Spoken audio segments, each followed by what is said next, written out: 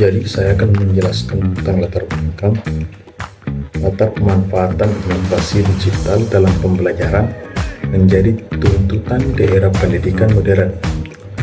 Pendidikan digital berperan dalam meningkatkan efektivitas, efisiensi, serta keterlibatan peserta didik. Oleh karena itu, model ajar dan video pembelajaran perlu dievaluasi untuk melihat sejauh mana inovasi digital telah diintegrasikan. Kemudian ada gambaran umum tentang modul ajar. Modul ajar merupakan suatu perangkat pembelajaran yang disusun dalam bentuk dokumen tertulis yang berfokus pada penyampaian materi secara tekstual. Pemanfaatan teknologi digital masih sangat terbatas dalam pembuatan media modul ajar dan belum dijadikan sebagai bagian utama dalam strategi pembelajaran yang diterapkan, terutama dalam penyusunan modul ajar. Kemudian saya ingin menjelaskan tentang kekurangan modul ajar dalam interaktivitas digital. Modul ajar belum memfasilitasi sebuah interaksi digital secara optimal dan secara efektif, seperti penggunaan media interaktif, simulasi, maupun kuis berbasis teknologi.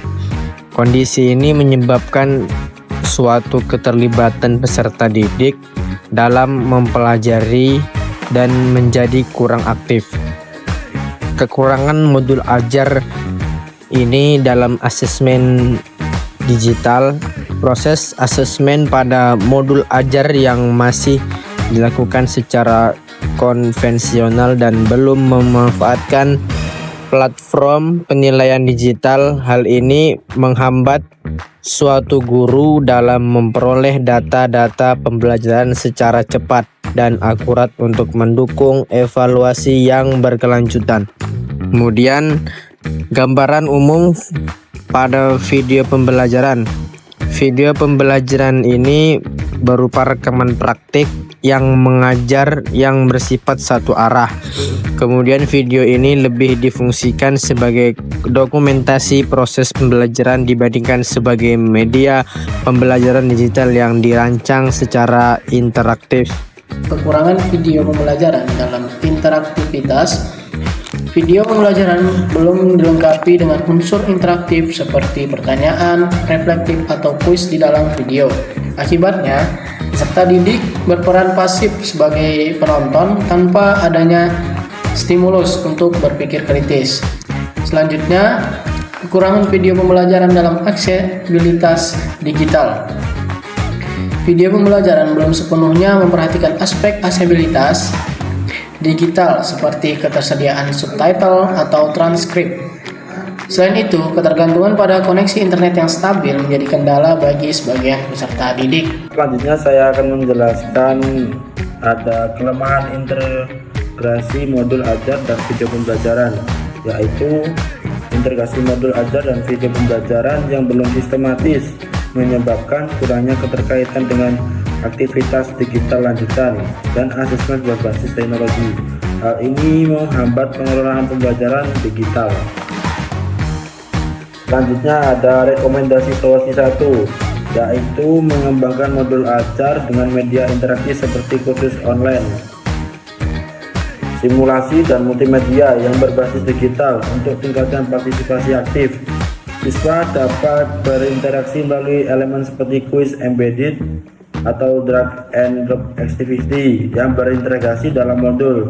Pendekatan ini memotivasi belajar dengan membuat proses lebih dinamis dan sesuai belajar beragam gaya belajar.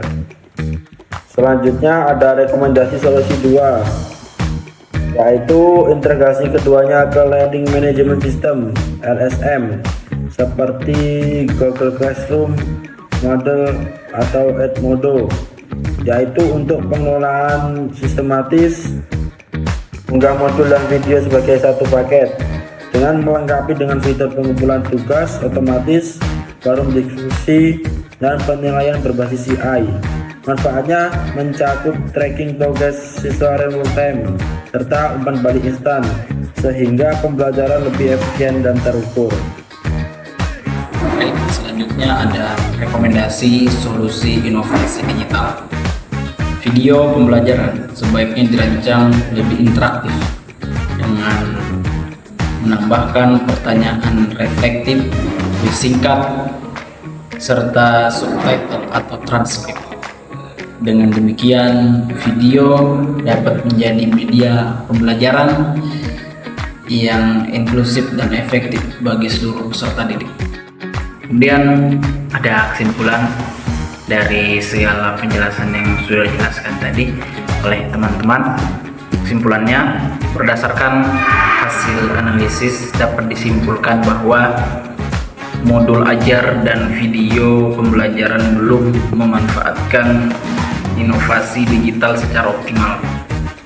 Teknologi masih digunakan sebagai pelengkap, sehingga diperlukan pengembangan lebih lanjut agar pembelajaran menjadi lebih interaktif, efektif, dan berorientasi pada kebutuhan peserta didik.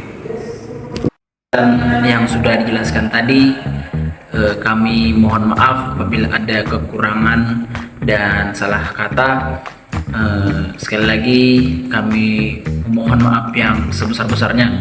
Semoga apa yang kami sampaikan ini memberikan wawasan kepada teman-teman dan tentunya dan pastinya bermanfaat bagi kita semua.